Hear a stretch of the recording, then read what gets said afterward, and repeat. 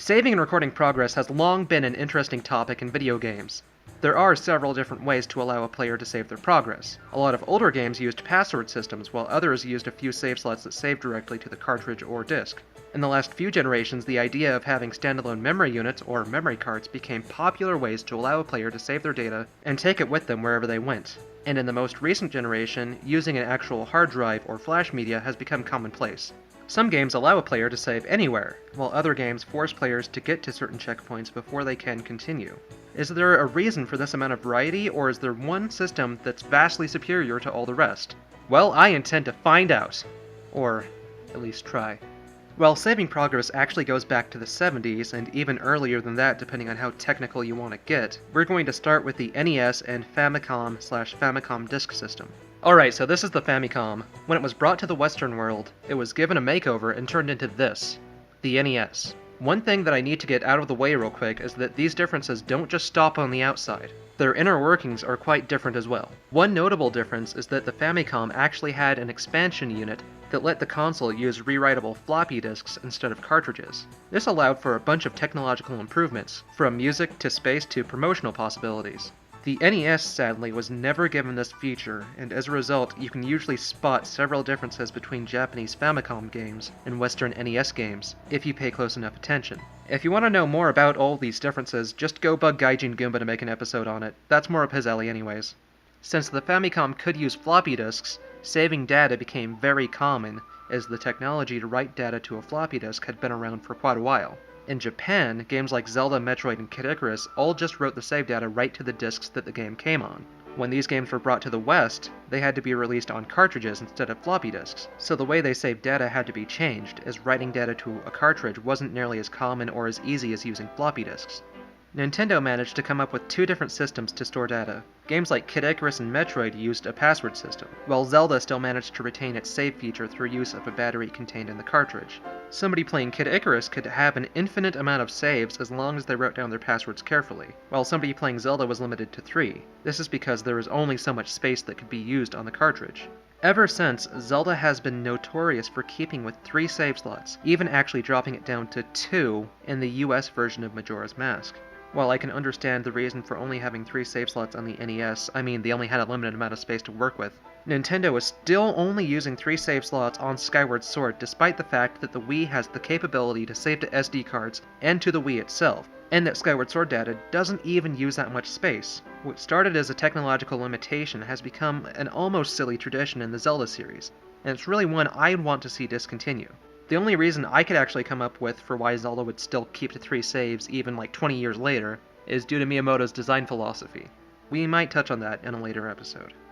Switching gears from technological limitations, let's take a look at Oblivion.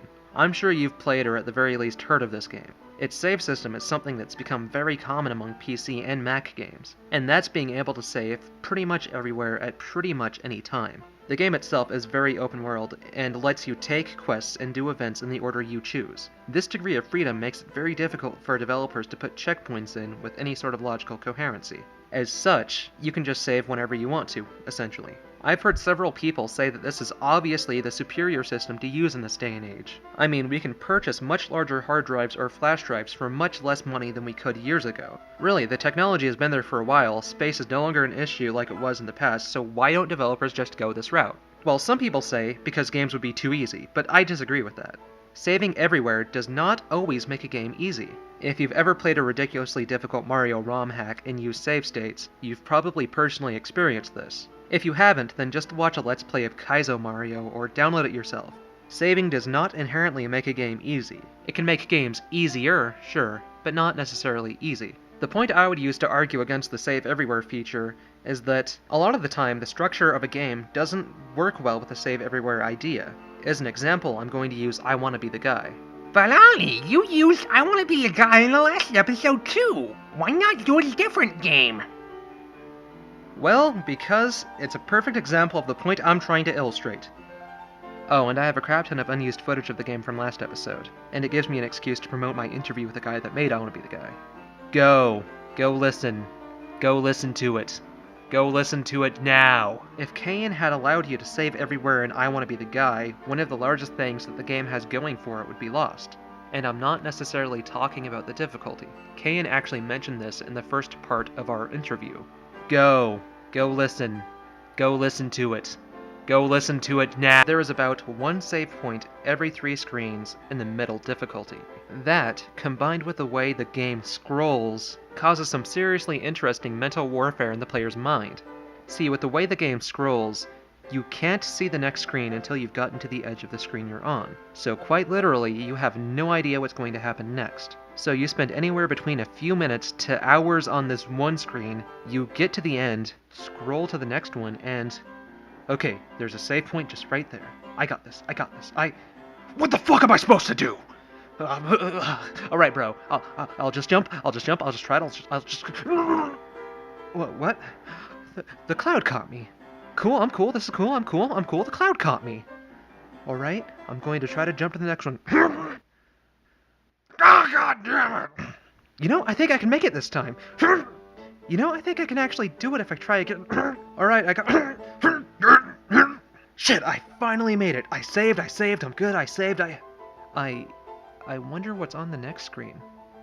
Oh, what the fuck? The way the save and scrolling is set up, you just want to see that next screen, and then the next one, and then the next one until you can see a save.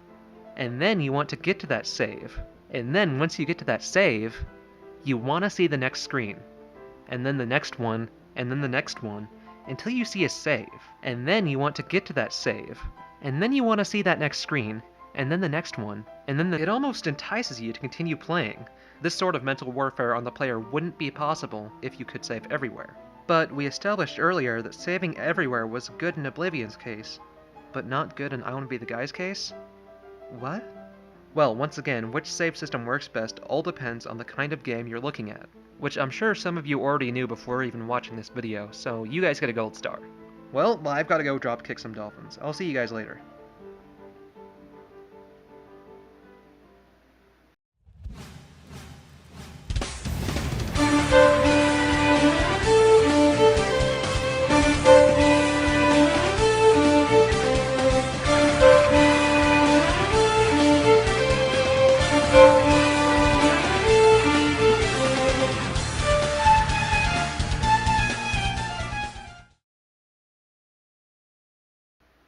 Bananas, you used I Wanna Be the Guy in the last episode too.